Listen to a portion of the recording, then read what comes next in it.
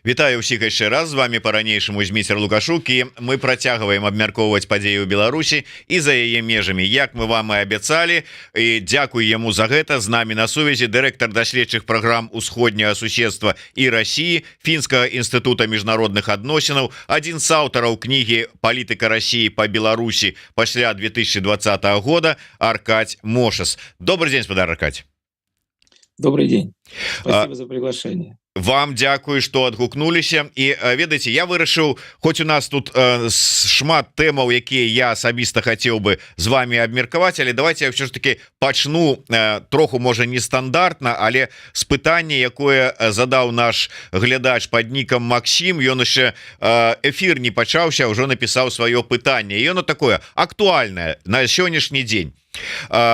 Вітаю, піша Максім. Путина не арыштавалі у Манголіі. Міжнароднае права можна класці ў труну канчаткова.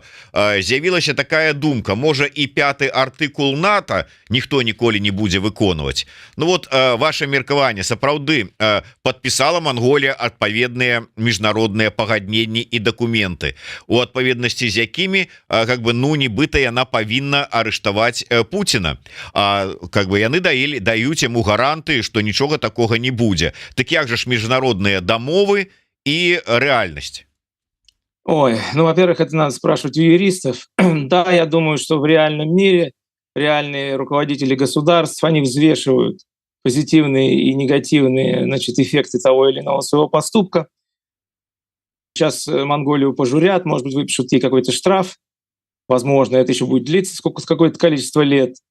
И ей показалось более выгодным для себя принять сейчас Путина, получить какие-то пряники, в том числе в денежном выражении, чем работать с судом, или выполнять свои обязательства перед судом. Но дело в том, что это одно событие не означает краха всей международной юридической системы. Но да, понятно, что эти гуманитарные вещи в какой-то момент неминуемо начинают отходить на второй план. Мы говорили много раз, я, по крайней мере, говорил много раз, что, к сожалению, в современном мире право силы во многом превосходит силу права. Это не новость. Надо быть сильным в дипломатическом, экономическом, военном смысле, и тогда к вам будут относиться немножко по-другому. Но я еще раз говорю, я бы не стал списывать, все уже международное право класть в гроб, как вы сказали, списывать в утиль. Но надо понимать, что право международное в том виде, в котором оно существует, действительно стопроцентным лекарством от болезни этого сегодняшнего мира не является. Але вот калі сапраўды глядзець на сітуацыю с НАТО і тым же самым 5-м артыкулам, вот глядачка Марыся таксама пишет: все постулаты об единой Европе и НАТО только на бумаге, никто ничего не будет выполнять, а нынешние события этому подтверждение. Ну вот Финляндия новый член НАТО, але тым не менш, якія спадзяванні з гэтай нагоды? Я вам расскажу про старых членов сначала. Дело в том, что 5-я статья НАТО, она ведь вообще-то применялась всего один раз в истории. После нападения самолетов с террористами на мировой центр торговли в Нью-Йорке. То есть это уже был исторический парадокс, потому что статья, которая была написана для того, чтобы гарантировать американскую оборону европейцам, когда была применена именно в том смысле, чтобы европейцы предоставили свои войска и свои другие возможности американцам, чтобы, так сказать, больших результатов добиться. Если же говорить о всем периоде существования НАТО с 1949 года, не знаю, я там учился в конце 70-х, начале 80-х, и тогда начинал работать в середине 80-х, и все говорили о том, что никто не знает, как она будет работать, будет ли она применена вообще, тем более будет ли использовано, не дай бог, американское ядерное оружие в поддержку своих союзников.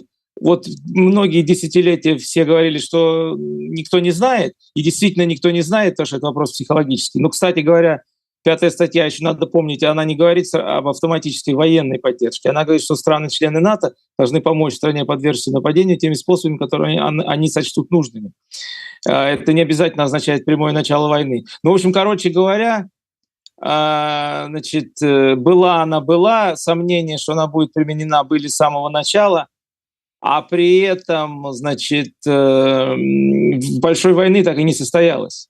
То есть вот психология психологии, можно было критиковать, можно было не верить, можно было размышлять, пойдут ли американцы там на ядерный обмен, не знаю, там Нью-Йорк за Бонн, потом стали говорить уже Нью-Йорк за Ригу, но тем не менее не пошли. Вот войны, тем не менее, не состоялось, то есть как бы кредитоспособность этого постулата как сдерживающего фактора была продемонстрирована достаточно емко. Что сейчас сделано, уже не сейчас, а, собственно, после 2014 года. Ведь когда вступали страны Балтии, в 2002 было принято решение, в 2004 они вступили по факту, вообще даже планов реальной обороны стран Балтии не существовало. После российско-грузинской войны, значит, начались разговоры о каком-то военном планировании. После 2014 года страны, члены НАТО старые, начали в тех же странах Балтии размещать свои контингенты. Для чего это сделано? Это называется, так сказать, слово, которое по-английски используется, это tripwire. Это вообще вот если вы видели, как, не знаю, там пасут иногда свои стада такие небольшие, заборчик низенький, а по этим проводам еще идет ток, чтобы вот подошел, зацепился за этот проводок, там бык какой-нибудь, ему стало неприятно, и он пошел обратно. Вот смысл этих войск, вот он в этом и заключается, это размещение, что если, не дай бог, так сказать, Россия захочет напасть на страны Балтии, она уже в первые же минуты войны столкнется, вступит в боевое соприкосновение с там, американцами, англичанами, немцами, можно, испанцы там бывают, бельгийцы там бывают, там кого только не бывает на этой непостоянной основе.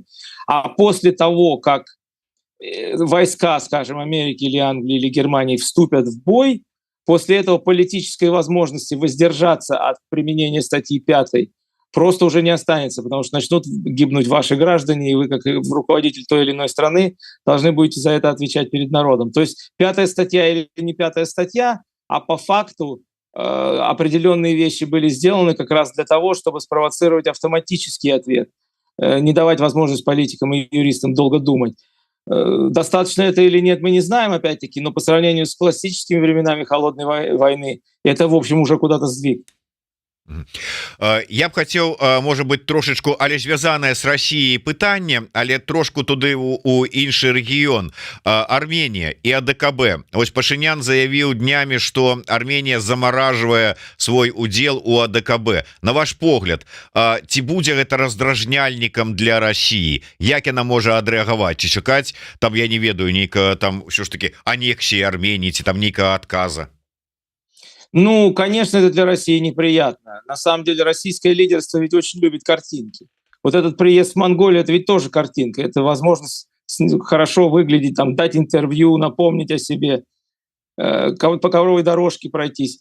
Вот примерно была в чем-то и эта идея. Ну, что все вот эти вот страны-члены ОДКБ будут периодически приезжать в Москву, о чем-то там говорить, выражать благодарность Путину за то, что у них такая хорошая жизнь. Вдруг появился такой вот диссидентствующее государство, как Армения, которое на основании, ну, в общем, если аккуратно сказать, не совсем точного анализа того, что могло произойти и того, что произошло, но на самом деле на основе реального анализа стратегической ситуации сочла для себя, что пребывание в этом альянсе больше никакого смысла для Армении не несет. Она решила выйти. Понятно, что Москва обидится. Понятно, что какие-то неприятности Армению могут ждать, но с другой стороны, ведь это же не сейчас только началось, это началось давным-давно, когда сначала Армении выкручивали руки в 2013 году, чтобы добиться ее вступления в Евразийский экономический союз. Руки выкрутили тогдашнему президенту Сарксяну, до этого Армения хотела подписывать ассоциационные соглашения по тому же типу, который подписала Украина, Грузия и Молдова. Но Армении показали, видимо, как ей будет больно, если она это вдруг сделает. Тем не менее, через несколько лет Армения все равно подписала договор, достаточно большой и серьезный, с Европейским Союзом, более легкий и легковесный, чем соглашение об ассоциации, но достаточно серьезный, тем не менее. Стороны высказались. Россия, очевидно, выбрала Азербайджан в этом противостоянии, имела право. Ну, то есть мне это может нравиться или нет, но нарушение права здесь как раз не произошло. И Армения для себя решила, что больше пребывать в этом союзе, наверное, не стоит. Может быть, но что будет с российскими базами, например, теми же в Армении, мы же пока не слышим. Больно, конечно, потому что, за исключением Беларуси, Армения все-таки единственная, ну, по крайней мере, числящаяся европейская страна, которая там была союзник. Остальные все союзники в Средней Азии. И тоже они начинают, между прочим, между собой говорить достаточно серьезно о том, а не сделать ли им какую-то собственную организацию безопасности или, по крайней мере, не начать ли им всерьез налаживать. И начинают оборонное сотрудничество. А вот ДКБ, по большому счету, раскалывается на ее западный кусок, в который входит Москва и Минск, и вот оставшиеся страны Центральной Азии. Это для Путина болезненно. Но пока фокус внешней политики так или иначе поставлен на войну в Украине, пока Украина воюет, думаю, что какого-то весьма болезненного ответа со стороны России не последует, потому что возможностей таких немного. Калі нават заморозка сяброўства у АДКБ Армении для Путина, для Кремля болезненная, як вы кажете, то якое значение для іх мае операция ў Курской области? Ой, ну вот на это ответить сложнее. Хотя, когда все началось, я давал несколько интервью, я сказал, через 2 недели это станет такой же рутиной, как когда-то стали обстрелы Белгорода. Здесь надо говорить о политическом значении в более широком, не только для России. Политический эффект произведен, безусловно, и внутри страны, и в особенности за пределами страны. Но это не значит, что прямо появилось такое стремление. Сейчас не появляются новые колонны добровольцев, военкоматы никто не осаждает. Процесс набора новых солдат, которые там будут ранены или убиты, он идет так, как он шел раньше, посредством повышения денежного предложения людям, которые, в известной степени добровольно запишутся, но добровольно за деньги. Это уже другое. Я тоже думаю, что это болезненный вопрос, весьма болезненный. Я не знаю реально, этот ли вопрос свел на нет переговоры потенциальные о взаимном ненацеливании своих сил и средств на энергетические объекты. Там могло быть что-то другое, чего мы просто не знаем. Конечно, это болезненно, но, понимаете, и опять мы должны помнить, что Путин, он вообще отвечает и мстит всегда. Просто это не всегда, а наоборот. Обычно происходит через иногда даже годы, а не месяцы. Но люди привыкают к этой телевизионной картинке. Значит, теперь вот еще у нас в Курске что-то происходит. Ну ладно, что делать? Политический эффект произведен. Что касается долгосрочного военный эффект, его пока мы оценить не можем, потому что мы, в общем, не очень знаем, что там происходит. Если это просто будет еще клочок территории, завоеванный украинцами, то в военном смысле это, возможно, не будет иметь такого большого значения. А еще раз говорю, я не каждый день смотрю российское телевидение, но то, что я вижу, когда я смотрю, это вот такое же вот точное превращение этого дела в рутину. Потому что войной ее назвать нельзя.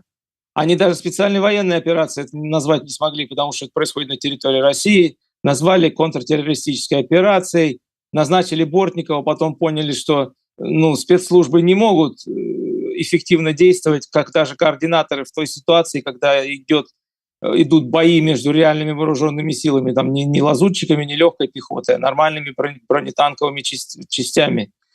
И тогда начали назначать еще 2-го куратора, и 3-го куратора, и Дюминов куратора, и кого угодно. То есть очевидно, что ответ готов не был, но какие-то рамки этого ответа, что не называть войну войной, они все равно пока еще остаются и сдерживают российское руководство в тех мерах, которые оно могло бы в другой ситуации принять. Но я еще раз говорю, по крайней мере, это не выглядит так, что это стало каким-то шоком, который опять разбудило страну или тряхнуло, так сказать, элиты и лидеров. Решили, хорошо, привыкли к Белгороду, привыкнуты к Курску. Шмат было разваг, калі толькі пачатак быў гэтай курскай аперацыі, про тое, что маўляў, цяпер-то Путин прымусіць Лукашенко накіраваць свае войскі беларускія на войну, взять больш актыўную удзел у этой военной войне, военной аперацыі і гэтак далей. Як вы лічыце, ўсё ж таки, что перашкаджае? Нема патрэбы, нема адпаведнасці вот этим дамоўленасцям по АДКБ там у межах саюзнай дзяржавы, ці яшчэ что-нибудь. Вот як вам бачится эта ситуация? Во-первых, это просто это больше не способно ничего изменить. Если в начале, так сказать, 22 года когда у России было на этом фронте порядка 175 тысяч наземных, ну так, это одна из оценок, ну примерно, на мой взгляд, она аккуратная. 175-180 тысяч наземных сил, там с каким-то количеством летных частей, получалось где-то 220 тысяч. То сейчас нижняя оценка 450, средняя оценка 600 тысяч, а кто-то говорит уже о 700 тысячах, которые Россия имеет на фронте. У белорусов вся армия 50-60 тысяч, из них, в общем, по большому счету 10 боеготовы. Если Россия там 30 тысяч набирает волонтеров каждый месяц, то эти 10 тысяч белорусов подготовленных, они ничего не меняют. А если заставлять, это я думаю, что это очень хорошо понимает Лукашенко, возможно, понимает и Путин, а если не понимает, Лукашенко ему это объяснит, что вступление Беларуси в войну чревато непредсказуемыми последствиями внутри Беларуси. Потому что как только начнут приходить гробы, Лукашенко точно не сможет сказать, ну это не я тут ни при чем, они там добровольцы, они сами пошли, наше государство не виновато ни в чем, мы миролюбивые ребята, мы вот Украине посылаем телеграммы в День независимости, где желаем им мирного неба. Кстати, вообще, наверное, пользуясь случаем, надо и ему пожелать с прошедшим днем рождения мирного неба, такого в особенности, который находится над Украиной, в том числе потому, что и белорусская территория, и белорусские воздушное пространство были предоставлены россиянам. Вот, то есть, что произойдет в Беларуси в случае вступления Беларуси в войну, не то чтобы непредсказуемо, ну, в деталях непредсказуемо, а большими мазками предсказуемо. Лукашенко может потерять власть. Причем быстрее, чем это может казаться в Москве, потому что и люди не захотят, чтобы их соотечественники гибли. И, между прочим, не факт, что сама армия сильно захочет пойти вот на эти украинские укрепления и там погибнуть. А вы еще подумайте о том, что появится армия, значит, раньше или позже появятся дроны. И вот дроны начнут летать уже, там, возьмутся за бомбежку Мозырского нефтеперерабатывающего завода, или Гомеля, или Могилева. И украинцы с их боевым опытом, они, честно говоря, могут очень много шуму наделать на белорусской территории, если на них нападут. Это понимает Лукашенко однозначно, а в особенности в преддверии выборов. И я думаю, что это как раз вот тот момент, который он может объяснить Путину, и Путину придется с этим согласиться. Калі ўжо узгадалі беспілотнікі, апошнім часам яны даволі калі верыць інфармацыі беларускага гаюна, даволі часта залеталі на тэрыторыю Беларусі расійскія шахеды з тэрыторыі Украіны, уздымалася авіяцыя, суправаджалі, але ўсё это рабілі цішком. Ну что-то там, что-то недзе было, ніхто про гэта нічога не кажа. І раптам один гэты шахет дэманстратыўна самалётам збіваюць. Ваш калега, палітолог украінскі Евген Магда, кажа, што такім чынам Лукашенко у тым ліку і прадэманстраваў, што ён как бы не канчаткова как бы там уже там марыянетка Крымля, што ён как бы вот показаў сваю нейкую там, што ён нешта тут вырашае на гэтай тэрыторыі і ў такім вось вайсковым сэнсе. Як вы лічыце, што гэта было? Чаму пайшлі на гэты крок? Ну, я думаю, что вы правы. Нет, я не думаю, что он прям вот кому-то там Западу какому-то демонстрирует, что он не марионетка. Тут он уже попал в эту категорию, в эту графу соагрессора. Тут ничего не изменится, если он собьет российский беспилотник. Ну, это как бы это картинка для белорусского телевидения. Это не картинка для русского телевидения, тем более это не картинка для западного телевидения. Тады да такой вельмі балючай тэмы, гэта палітвязні і іх вызваленне. Пакуль вот мы з вами не бачыліся, прайшоў вялікі абмен, так званы, як назвалі, вялікі абмен паміж Расіяй і першапачаткова пісалі, што там удзельнічалі ў гэтым абмене і ЗША, і Беларусь, і Польшча, і Германія, яшчэ нехта. Па выніку і прэзідэнт Польшчы Дуда сказаў, што Польшча как бы у перамовах не брала ўдзел, і там іншыя краіны таксама што-то сказалі не вельмі. Выглядае на тое, чтобы это быў канкрэтная перамовы і дамоўленасці паміж ЗША і Расіяй. Такім чынам, як вы лічыце, вот гэта так працуе? То есть вот наколькі работаюць гэтыя інструменты, ці маглі сапраўды прадстаўнікі беларускіх дымсіл уклініцца ў перамоўны працэс, каб адстаяць інтарэсы беларускіх палітвязняў? Нет, я думаю, что не могли. Это совершенно другое мероприятие. Я, честно говоря, поначалу подумал, что вы говорите об обмене военнопленными России и Украины. Потом только понял, о чем вы говорите. Россия хотела получить Красикова и не отдать за него Навального. Поскольку Навальный умер, задача для России, цинично говоря, облегчалась очень-очень, или был убит. Задача для российских переговорщиков упрощалась. Ну, у России хватило обменного фонда. А каким боком здесь могла подойти сюда белорусская оппозиция, я не вижу. Понимаете, даже если Почобута не включили в этот обмен, фигура, чья фамилия гораздо больше на слуху, чем основное количество белорусских политзаключенных. Нет, и опять-таки Лукашенко здесь просто... Лукашенко вообще не субъектен. Я много раз говорил, что вам те вопросы, которые сейчас решаются, они не предполагают участие в них Лукашенко. Лукашенко окончательно признан, и Беларусь, к сожалению, географическим продолжением России, а Лукашенко признан политическим продолжением России, и на его какую-то самостоятельную роль об этом просто вообще никто не говорит. И все. И как бы и тут даже обсуждать, получается, нечего. Лукашенко знает, что нужно делать, что нужно без переговоров отпускать большое количество политзаключенных и заканчивать пограничный мигрантский кризис. Вот если он это сделает сам, без переговоров, вот тогда, возможно, с ним начнутся какие-то опять выходящие за рамки сугубо технических контактов. Пока он этого не сделает, разговаривать будут с Путиным, и все. І вось тут мы падыходзім да гэтай тэмы вызвалення палітвязняў, якое адбываецца перыядычна ў Беларусі, ужо такое на фоне, безумоўна, той колькасці нават афіцыйна прызнаных палітвязняў, якое ёсць у лукашэнкаўскіх турмах. Тое вызваленне, ну, конечно, мізернае, але яно ёсць. І лукашэнкаўская прапаганда падае гэта як гуманнасць Лукашэнкі, рэжыма, такі жэсты, гэтак далей. Іншыя кажуць, что гэта намёк захаду, типа так моргае Лукашенко, что давайте там пачнем размаўляць. Як вы успрымаете гэтые дзеянні? Ну, что значит моргает? Он и прямо какие-то вещи говорит. Он своему новому министру иностранных дел дал задачу договориться с Польшей. Сам он призвал в одном из своих выступлений, что мы должны начать опять налаживать диалог со всем Европейским Союзом. Он хочет туда. На самом деле, во-первых, во-вторых, тут можно менять местами, но я думаю, что все-таки, во-первых, потому что у него будут выборы. Очень скоро. Выборы будут не в июле. Выборы будут, может быть, в феврале, как кто-то уже пишет, но в любом случае достаточно скоро. В преддверии выборов неплохо было бы показать, что мы готовимся в известной степени перевернуть страницу, выпустить какое-то количество людей и создать какой-то нарратив. А второе, он все-таки действительно пытается показать и Путину, что вот что-то он будет делать. Тут гораздо важнее, на самом деле, когда он вдруг отвел войска от границы, ввел опять безвизовый режим для представителей недружественных государств.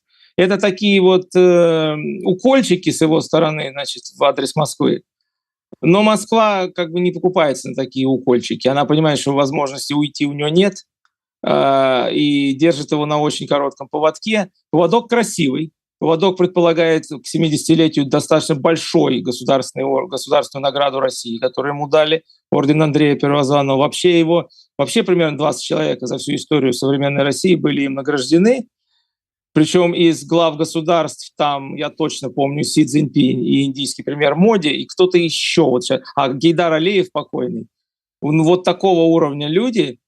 И, так сказать, и теперь Лукашенко, и какое-то время он будет вот этим последним награжденным, то есть если вы откроете табличку, там будет он. То есть ему с одной стороны говорят, мы тебя, Александр Григорьевич, очень ценим, очень любим. Но как только началось вторжение в Курск, вы же помните, что произошло. Все как один российские провоенные блогеры, как по команде написали, кто виноват во вторжении в Курскую область, Лукашенко. И никто не стеснялся упоминать его имя. А почему? Потому что вот он отвел войска от границы, сказал всем об этом, и у украинцев появилась возможность взять эти войска и закинуть их в Курск. Так это было или не так, не имеет значения, но вы понимаете, что вообще так не работает, что у вас лауреат или кавалер, точнее, одного из крупных ведущих российских орденов одновременно оказывается виновником вторжения украинских войск в Россию. А вот в этом случае вот оно работало именно так, потому что ему показали, будешь себя вести, будешь получать ордена, но не деньги, заметьте, как бы при этом вопрос о окончании российского налогового маневра, судя по всему, заканчивается без всякого участия в этом Лукашенко. А они, как гласил один старый анекдот про других людей, встречаются, а пожениться не могут. Вот как бы встречи происходят достаточно часто, они внешне выглядят хорошо, но вот это вот деньги, да, как бы материальное, оно перебивает все вот эти заявления о братстве. Потому что, я, кстати, и не исключаю, что вот последняя встреча была валдайская, столь неудачная, в том числе потому, что в России понимали, что, наверное, вот такие шаги, как попытки наладить диалог с Западом, попытки поздравлять всех, кого не попадя, и попытки, значит, открывать Беларусь западным гражданам, которых в Беларуси достаточно много, так сказать. Я имею в виду в основном из соседних стран, из Литвы, из Латвии, как ездили люди, так и ездят. Ну, статистики у меня нет, но физически все, кто там был в прошлое время, прошлые месяцы мне про это говорят. Вот. Ну, вот так, то есть как бы попытаться-то он пытается, но по факту ничего у него не выходит и не выйдет. Ну вот і сапраўды то есть вот ён спрабуе адкрытым тэкстам, як вы кажаце, гаворыць захаду, что давайте ўсё ж таки пачынаць. А вот як вы таксама вельмі правильно адзначылі, захад-то даўно ўжо вызначыў умовы, на якіх пачне прынамсі там нейкія размовы та вызваленне ўсіх палітвязняў і спынення міграцыйнага крызіса на мяжы. То есть атрымліваецца, что ён дарма робіць гэтыя, ну как бы намёкі, гэтыя спробы, ці вот что, для чаго тады, калі зразумела вот умовы выстаўлены, правила гульні зразумелые, что гэта, для чего это робится? А он этого не понимает. Потому что, вот, как говорят, старую собаку новым трюкам не научишь. Он игрался в эту игру как минимум 3, а то и 4 цикла. Когда у него был конституционный кризис в 96 году, Запад это съел. Потом, значит, когда была подготовка к первая оттепель 8-10 годов, которая закончилась, мы все помним, чем, Запад это съел. В 2015 году началась опять эта самая попытки с ним дружить и проводить в отношении от него политика солнечного тепла. Это такие большие примеры. Вот он и сейчас думает, что он что-нибудь красивое скажет, ну и кто-то поможет. Потому что не то, что прям вот совсем нету у Лукашенко. Я не назову этих людей лоббистами, что часть этих людей, они как бы не за деньги, они искренне считают, что оторвать Лукашенко от России означает сделать что-то такое в геополитическом плане, что очень важно и что поможет Украине. Они не понимают этого дела. Я не знаю, что кладут ему на стол все его там бесчисленные аналитические структуры и спецслужбы. Может, они ему и пишут, что вот только не хватает, что вообще они там все готовы начать разговаривать с Лукашенко, но они хотят, чтобы Лукашенко первый сделал какой-то жест. Вот он и делает этот жест. Он делает заявление. Я допускаю, что он просто в реальности, ни он, ни белорусская дипломатия, ни белорусские официальные аналитические структуры не понимают, что происходит в сегодняшнем Западе. Их вообще не так много там даже по факту присутствует. Я вам почему это хочу тоже, так сказать. Вот год в течение Беларуси санкции не ужесточались. Примерно год. Это означает, что все-таки чего-то Запад, наверное, от него ждал. Я думаю, что того же самого освобождения политзаключенных и прекращения миграционного кризиса. Он на это не пошел, он это не сделал. В какой-то момент Западу сказал, ну плевать, тогда мы его впишем. Причем санкции сделаны, к сожалению, топорно. Санкции, к сожалению, эти новые действительно больше бьют в большей степени по простым людям, которые хотят куда-то ездить, чем по режиму, который хочет торговать. Но это все равно сигнал, потому что после того, как год никакого ужесточения санкций не было, и вообще разговора об ужесточении санкций не было, теперь это все-таки появилось. Это, в общем, означает, что Лукашенко не выплывет без Путина. Они или выплывут оба, что, к сожалению, нельзя этого, исключать, либо пойдут ко дну оба. И это, в общем, вещь такая в мировоззренческом плане все-таки новая, но Лукашенко этого может не понимать. Атрымліваецца, что ну как бы разлічваць на тое, что ну как бы ён зразумее, что ну вот гэтым разам не спрацуе вот эта яго тактыка, якая спрацавала раней, і ну калі ёсць жаданне налажваць адносіны, то ён как бы паспрабуе вызваліць усіх і пайсці ну на тыя умовы. Гэтага не будзе. Вот як вы думаете?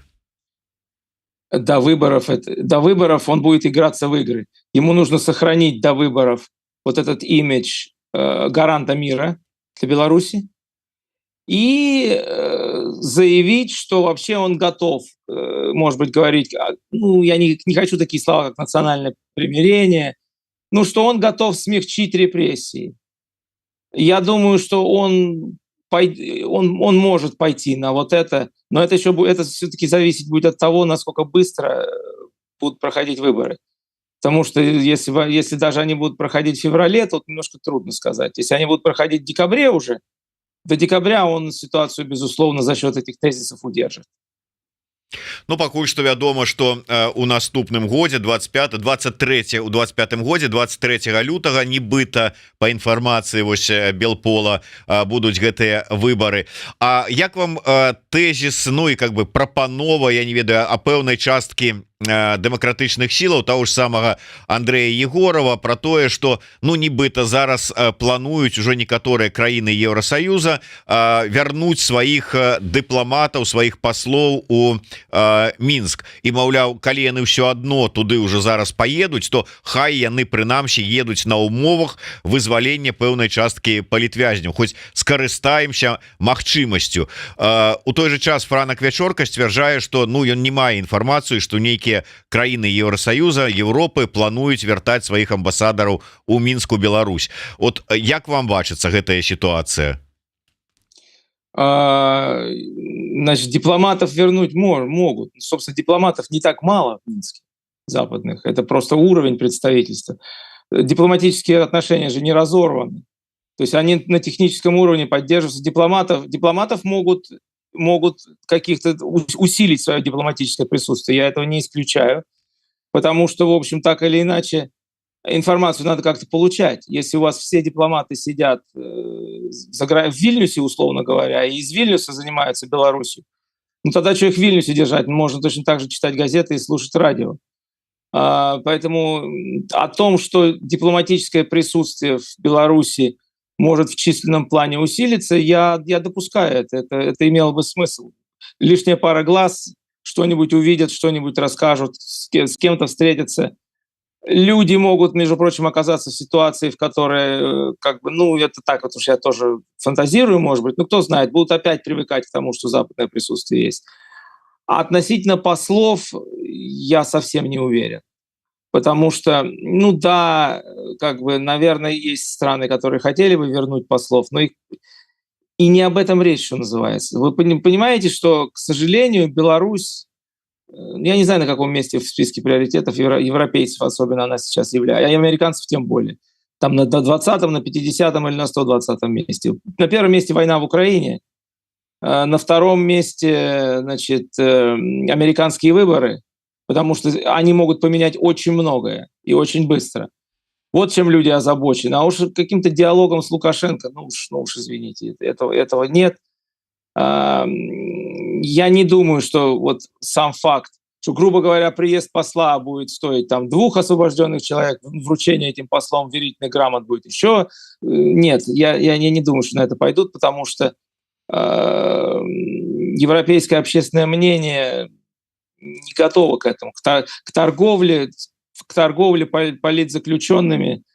В торговле политзаключенными смысла видят очень небольшое количество людей, потому что ну вот только что тот же самый обмен, о котором мы говорили. Каких-то журналистов отпустили из Москвы с разными там англосаксонскими гражданствами, тут же начали набирать новых. Потому что это работает только так в этих системах.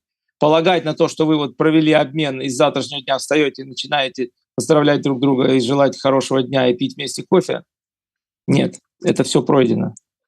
Спадар Аркадий, я зачаплюся за ваши словы про тое, что грамадская думка у Еўропе не готовая прыняць гандаль палітвязнямі, ну у любым выглядзе. Зараз вельмі шмат чуваць у дэмакратычнай супольнасці беларускай размовы, калі вот размова про вызваленне палітвязняў, кажуць про тое, что мы павінны там трэба рабіць усё дзеля того, каб палітвязні выйшлі, трэба пераконваць заходніх палітыкаў, каб яны пагаджаліся на гэтыя перамовы, нават на такі гандаль, каб здымалі санкцыі узамен на вызваленне палітвязняў, гэтак далей. То есть атрымліваецца, ну сваіх-то рычагоў магчымасцяў у дымсіл неяк эту сітуацыю разруліваць няма, але ці прыслухаюцца да іх заходнія палітыкі, заходнее грамадства, ці пойдуць яно на такое? Нет, это часть большой и достаточно болезненной темы, которая называется «Влияние белорусской иммиграции на, собственно, процесс принятия решений на Западе, в Европе и в Америке». Я многие годы пытался, так сказать, молчать на эту тему, не высказываться особо публично, потому что мне казалось, что эту бедную оппозицию и так долбают со всех сторон. Я очень могу спокойно, не будучи гражданином Беларуси, могу спокойно воздержаться от этого, говорить и анализировать их конкретные шаги, что вот это мне нравится, а вот это мне не нравится. Но сейчас у нас ситуация дошла до такого состояния, что мне очень жаль, что она до него дошла, что, значит, белорусская оппозиция потихонечку превращается в бюро путешествий. Уже превратилась. Вот я вам, может быть, даже говорил, я все равно бываю на разного рода мероприятиях, и вот говорит, ну что оппозиция сделала? Ну вот оппозиция встретилась с таким количеством Тихановская встретится с таким количеством западных лидеров за год, с которым Лукашенко не встретится за все 30 лет своего правления. Ну, математически это верно. Но дальше что? Эти встречи должны быть инструментом. Значит, инструментом должны быть, чтобы вот этот пресловутый вопрос о паспортах. Вот этим надо заниматься. Вот в этом у них есть определенные, по крайней мере, возможности, их никто за это в тюрьму не посадит. Я это говорил уже, я бы с точки зрения оппозиции, я пошел бы на публичные акции сейчас. Потому что когда у вас даже там среди людей, которых я знаю, уже какое-то определенное количество людей осталось без паспортов, они сидят в этих странах, но не могут переехать даже из Польши в Литву, не говоря уже там о каких-то более серьезных путешествиях за поездки вовне Шенгена. Это должна была и все еще должна делать белорусская оппозиция. Вот. Если этот вопрос на уровне европейской бюрократии не решается, ставьте пикеты в каждом городе перед Министерством внутренних дел, выясняйте, кто держит, кто не дает, потому что это же не прецедент. Прецедентов за 100 лет, прошедших в Европе, выдавали огромное количество, начиная от нансеновских паспортов и кончая теми документами, которые сейчас имеют, скажем, не граждане той же Латвии и Эстонии. Они имеют не паспорт, но они имеют некий travel document, документ, в который они могут получать визы, и который удостоверяет, что данный человек, не будучи гражданином, является, тем не менее, когда он переезжает границы там, условно Эстонии или Латвии, находится, тем не менее, под юридической защитой этих государств. И это не rocket science, не ракетное строение, как говорят здесь. Ничего суперсложного там нет. Нужно показать, что у вас есть ресурс, в том числе политические. Вот эти пикеты во всех европейских столицах с требованием выдать людям паспорта, они ничего не стоят, они не болезненные.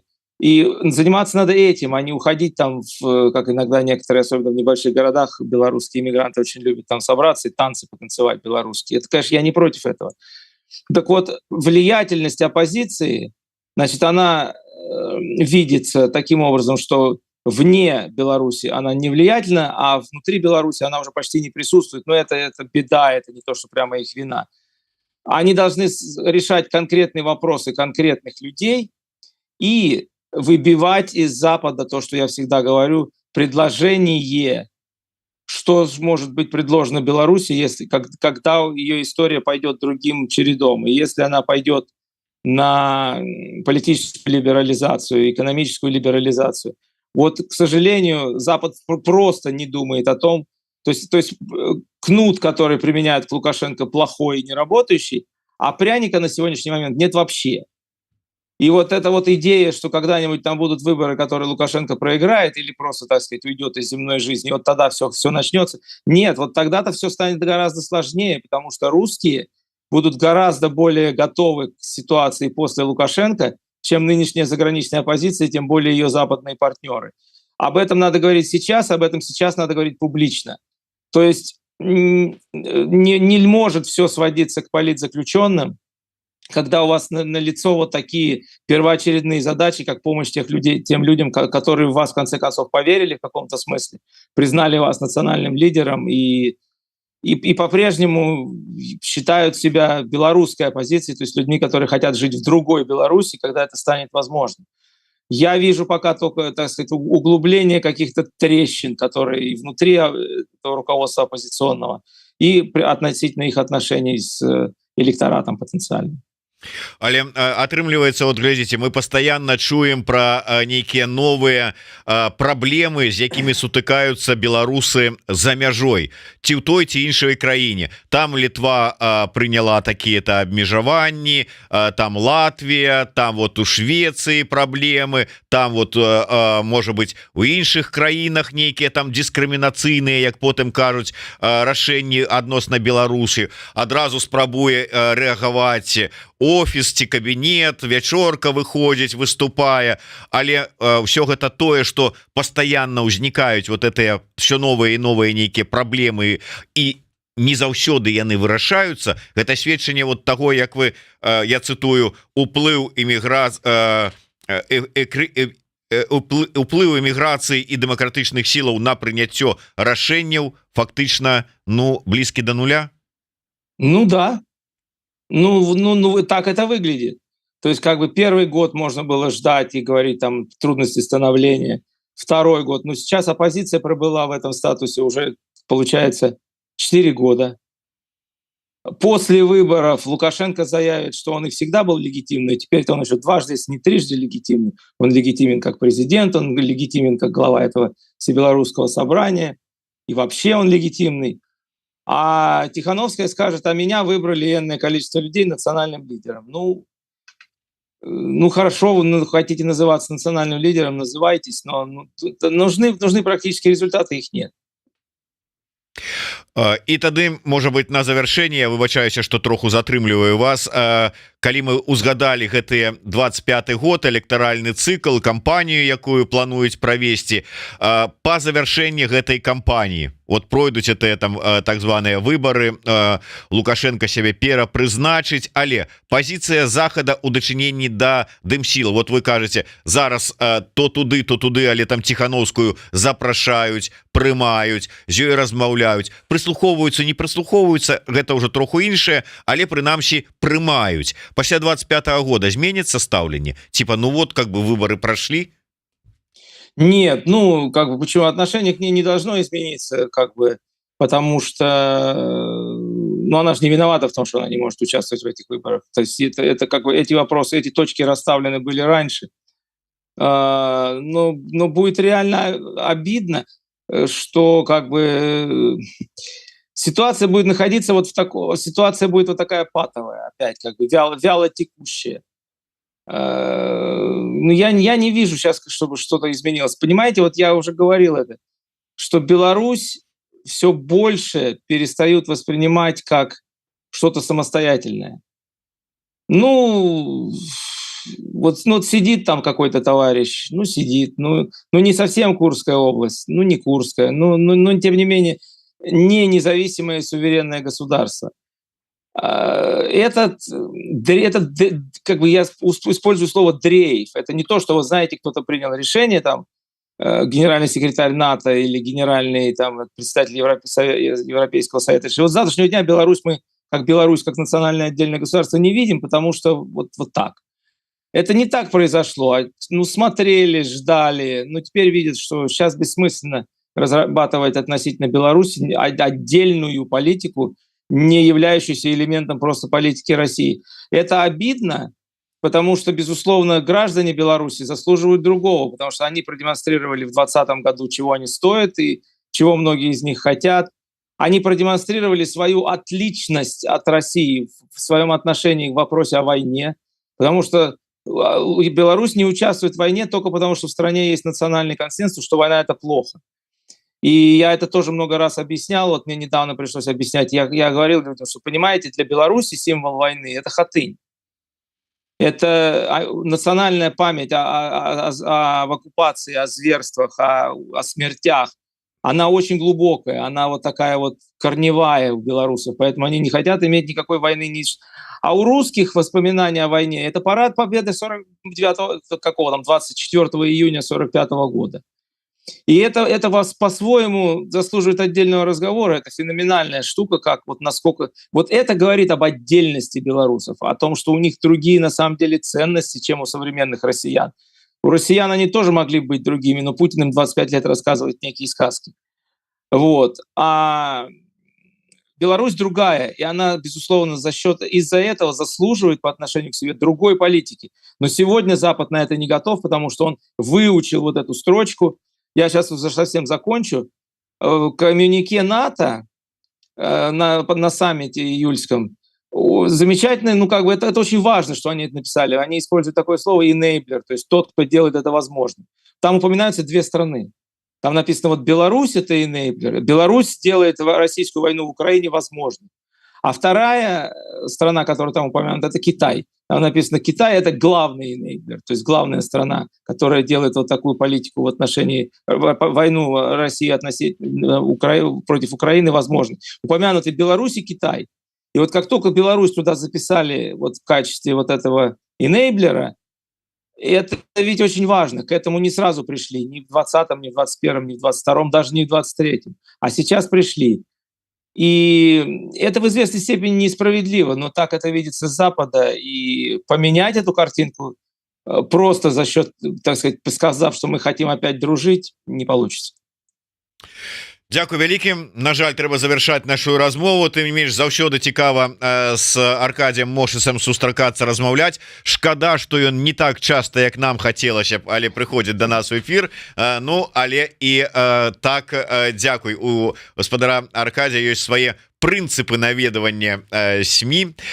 Будем их паважаць. Дзякуй вялікі. Аркадий Мошас, Дмитрий Лукашук. Слухайте, глядите, подписывайтесь, думайте своей головой. Ну и, может быть, вырашайте, як дзейнічаць у залежнасці с сённяшнімі рэаліямі і ситуацией. Жыве Беларусь.